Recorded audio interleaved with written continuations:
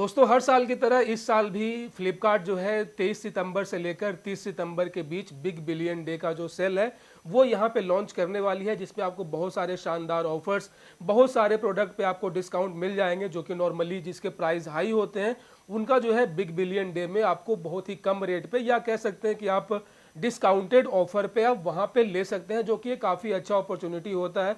और बहुत सारे लोग जो है हमेशा से ही फ्लिपकार्ट के बिग बिलियन डे का जो सेल होता है उसका जो है इंतज़ार करते हैं। ऐसे में दोस्तों फ्लिपकार्ट की ओर से जो है बाय नाउ पे लेटर का जो सर्विस है, जिसके बारे में आप सभी जानते होंगे, उसके बारे में लोग जानना चाहते हैं कि बेसिकली ये सर्विस कैसा है, उन्हें ये लेना चाहिए कि नहीं लेना चाहिए, इससे उनके सिविल स्कोर पे क्या इफेक्ट पड़ेगा, ठीक है। और इसके साथ और कौन से ऐसे हिडन चार्जेस हैं, प्रोसेसिंग फ़ी वगैरह है जो नॉर्मली वेबसाइट पे नहीं दिखाया जाता है, और बाद में अगर आप जब इस सर्विस का यूज करते हैं तो उसके बाद आपको पता चलता है, और उसके बाद जो है आपको एक नुकसान कह सकते हैं, जितना आपने ऑनलाइन परचेजिंग में आपने सेव किया होगा उससे ज़्यादा आपको यहाँ पे लॉस हो जाता है। ऐसे में दोस्तों आज के इस वीडियो में आपको कंप्लीट पूरा इन्फॉर्मेशन देने वाला हूँ, क्या क्या चार्जेस हैं, क्या क्या हिडन चार्जेस हैं, बेसिकली क्या क्या प्रोसेसिंग फीस है, और अगर आप अपने परचेजिंग को, जो कि आप बाय नाउ पे लेटर के थ्रू जो भी आप परचेजिंग करते हैं उसको अगर आप ईएमआई में कन्वर्ट करते हैं तो आपको कितना जो है यहाँ पे चार्जेस पे करना पड़ सकता है। सो दोस्तों यहाँ पे मैं आपको बता दूँ, फ्लिपकार्ट का जो बाय नाउ पे लेटर सर्विस है जो कि आपके सिविल स्कोर के अकॉर्डिंग आपको कुछ एक लिमिट प्रोवाइड करता है, जो कि नॉर्मली 2000-3000 से शुरुआत होता है, और जिसकी जो मैक्सिमम लिमिट है वो 50,000 रुपये तक होती है। मुझे जो लिमिट मिला था गाइज वो यहाँ पे 10,000 रुपये का मुझे लिमिट प्रोवाइड किया गया था। हालांकि अभी मैंने इसका यूज़ नहीं किया है परचेसिंग के लिए, लेकिन मैं ऐसे ही चेक कर रहा था, ठीक है। तो ये आपके सिविल स्कोर के ऊपर जो है आपको एक लिमिट जो है वो प्रोवाइड करती है। इससे आपके सिविल पे क्या इफेक्ट पड़ेगा वो मैं लास्ट में आऊँगा, लेकिन पहले बात कर लेते हैं क्या क्या फ़ी और क्या क्या चार्जेस हैं। तो जैसा कि आप यहाँ इस वक्त देख पा रहे होंगे, अगर मैं बात करूँ प्राइसिंग फ़ी और चार्जेस का, तो यहाँ पे ज्वाइनिंग और मेंटेनेंस चार्ज जो है वो बिल्कुल फ्री है, ठीक है। और यहाँ पे आपको कोई भी इंटरेस्ट बिल्कुल 0% है। If the dues are paid by next month, अगर आप जितना यूज़ करते हैं पिछले महीने, और अगर आप पूरा जो है स्टेटमेंट जनरेट होने के बाद अगले महीने अगर आप पूरा जो है रीपेमेंट कर देते हैं तो यहाँ पे आपको 0% जो है इंटरेस्ट चार्ज किया जाता है। लेकिन लेकिन लेकिन जैसा कि आप यहाँ पे देख सकते हैं, आपको 15 रुपये का एक यूजेस फी है वो लगता है, अप्लीकेबल ऑन स्पेंडिंग 1000 और मोर इन अ मंथ फ्रॉम 1 जुलाई 2022। 1 जुलाई 2022 को जो है इसने अपने टर्म्स और कंडीशंस को फ्लिपकार्ट ने चेंज किया था। वहाँ पे ये है कि अगर आप 1000 से ऊपर का जो है अमाउंट यूज़ करते हैं कोई भी परचेजिंग का, तो यहाँ पे जो है आपको वन टाइम 15 रुपीज़ 15 रुपये का यहाँ पे आपको यूजेस फी लग जाएगा। तो सीधे सीधे मतलब अगर आप कोई भी प्रोडक्ट अगर आप 1000 से ऊपर का लेते हैं ना, तो जो अगला बिल आपका जो जनरेट होगा उस पर 15 रुपये ऐड होकर आएंगे। मतलब ये कि अगर आप कोई प्रोडक्ट 1000 रुपये का खरीदते हैं, नॉर्मली अगर आप वो कैश ऑन डिलीवरी खरीदते तो आपको केवल 1000 रुपये ही पे करने होते, ठीक है। लेकिन अगर आप बाय नाउ पे लेटर सर्विस का इस्तेमाल करके अगर आप 1000 रुपये का कोई प्रोडक्ट लेते हैं तो जो है आपको 1015 रुपये पे करने होंगे। और दोस्तों यहाँ पे मैं आपको बता दूं कि बाय नाउ पे लेटर का जो लिमिट है वो हमें एक आज़ादी दे देता है कि हमें जितनी लिमिट मिली है हम उतना इस्तेमाल कर लेते हैं। लेकिन उसके बाद जो है यहाँ पे खेल शुरू होता है ईएमआई का, जो यहाँ पे इंटरेस्ट है उसका।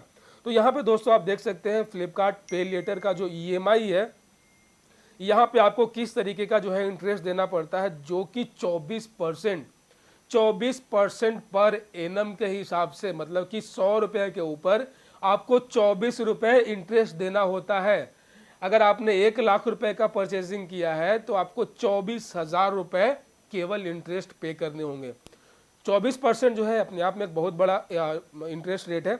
और आप यहाँ पे देख सकते हैं अगर आप ईएमआई में कन्वर्ट करते हैं 3 महीने के लिए तो यहाँ पे आपको 24%, 6 महीने के लिए भी अगर आप ईएमआई पे परचेज करते हैं तो आपको 24%, 9 महीने या फिर 12 महीने, इंटरेस्ट रेट जो है यहाँ पे बिल्कुल सेम है। तो आप यहाँ पे आपको एक हैवी लॉस होने वाला है। अगर आपका बजट उतना नहीं है, अगर आपके अकाउंट में, आपका बैंक अकाउंट में उतने पैसे नहीं है कि आप अगले महीने रीपेमेंट कर पाओ, तो अगर आपने ईएमआई में परचेजिंग करने का गलती कर दिया तो आपको 24% का जो है हैवी इंटरेस्ट यहाँ पे आपके ऊपर लगाया जाएगा। और साथ ही साथ दोस्तों यहाँ पे ईएमआई प्रोसेसिंग फ़ी जो है वो भी 1% आपसे लिया जाएगा, जो कि 199 रुपये तक का होता है। मतलब ये कि आपको एक वन टाइम, जब जितनी बारी आप EMI में कन्वर्ट करेंगे अपनी परचेजिंग को, तो वहाँ पे आपको 1% या 199 रुपये फ्लैट आपको यहाँ पे देना पड़ेगा, जो कि अप्लीकेबल होगा 25 अगस्त 2022। मतलब अब जितने भी परचेजिंग होंगे तो आपको जो है 1% का यहाँ पे देना होगा।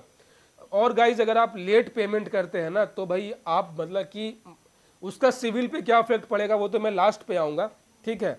यहाँ पे आप देख सकते हैं दोस्तों, लेट पेमेंट चार्जेस जो हैं, अगर आपका जो बैलेंस, अगर आपका जो अमाउंट जो ड्यू है, अगर वो 100 से 500 के बीच में रहेगा तो आपको जो चार्ज होगा वो 60 रुपये है।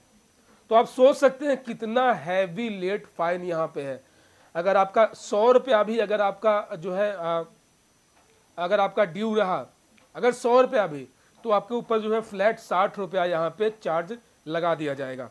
वही अगर 501 रुपया से लेकर 1000 के बीच में अगर आपका ड्यू रहेगा तो आपको यहाँ पे 150 मतलब 150 रुपये। 1000 से 2000 के बीच में अगर आपका ड्यू रहा तो आपको 210 रुपये। 2000 से 4000 के बीच में अगर आपका ड्यू रहा तो 350 रुपये। और साथ ही साथ अगर 4000 से 5000 के बीच में अगर आपका ड्यू रहा तो भाई साहब आपको 475 रुपये मंथली जो है पेनाल्टी के रूप में चार्ज देना पड़ेगा। और अगर 5000 से ऊपर का अगर आपका अमाउंट ड्यू है तो आपको 700 रुपये का जो है यहाँ पे चार्ज वसूला जाएगा। और साथ ही साथ दोस्तों इसके ऊपर जो है GST अलग से लगेगा, ठीक है, उसके ऊपर GST अलग से, तो आप और जोड़ ले कितना यहाँ पे आपको हैवी लॉस होगा। और अब बात कर लेते हैं कि इसका क्या इफेक्ट पड़ेगा आपके सिविल स्कोर पे, जो कि आपके पूरे फाइनेंशियल स्ट्रक्चर को बिगाड़ के रख देगा। दोस्तों यहाँ मैं आपको बता दूं कि फ्लिपकार्ट का जो लेंडिंग पार्टनर है वो है IDFC फर्स्ट बैंक। चूँकि फ्लिपकार्ट जो है केवल ई-कॉमर्स कंपनी है, इसके पास कोई भी लीगली पावर नहीं है किसी को EMI या फिर क्रेडिट देने का। तो इसके लिए जो है इसने पार्टनरशिपिंग किया है IDFC फर्स्ट बैंक के साथ, जो कि इसका लेंडिंग बैंक है। और आपके ऊपर जो भी पेनाल्टी या फिर जो भी चार्जेस लगाएंगे, जो भी आपको क्रेडिट प्रोवाइड की जाती है, वो IDFC फर्स्ट बैंक के द्वारा ही दी जाती है।